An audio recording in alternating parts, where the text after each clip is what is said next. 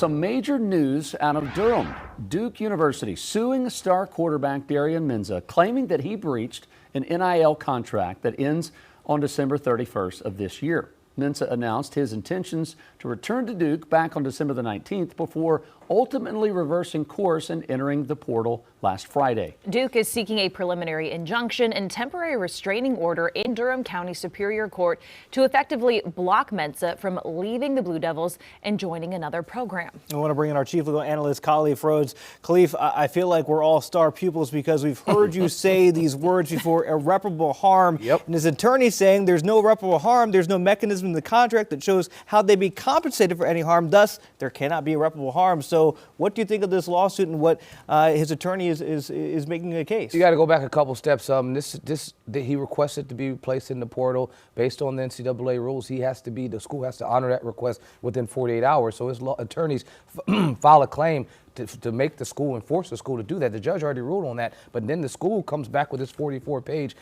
complaint saying that now he's breached his contract. And you'll have both sides pointing to irreparable harm as why the judge should not rule against them. I mean, and so for me, it's going to be, what does the contract say? If there is language in the contract, as his attorney mentions, that has some monetary, I'm assuming, compensation or something connected to him leaving. I mean, just like anybody else that leaves a contract, like for instance a coach. If a coach leaves, there is a buyout, there's something, a mechanism for them to go to another location in the school that they were at previously to be compensated. It assumes that his attorney is making an allegation or alleging that there's something like that in that contract. If that's there, then there is no irreparable harm because, as you mentioned, money can fix it. If money can fix it, there should be no injunction. Not saying that the underlying case of the breach of contract can't move forward, but to this, asking for a preliminary or a permanent injunction, whichever one they're asking for, you don't meet the standard if money can fix it.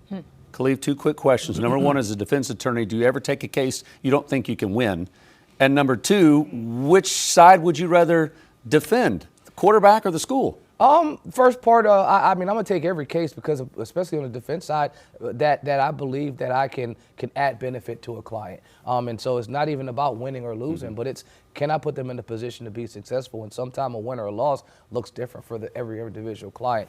For this scenario, I mean, I like both arguments. I mean, this is going to change the landscape. I say this all the time. We're building a plane and flying it at the same time. You're asking these players to understand contracts and complex contracts. You're asking these schools to try to find ways to ensure that they can get great talent. He signed a two-year, $8 million contract.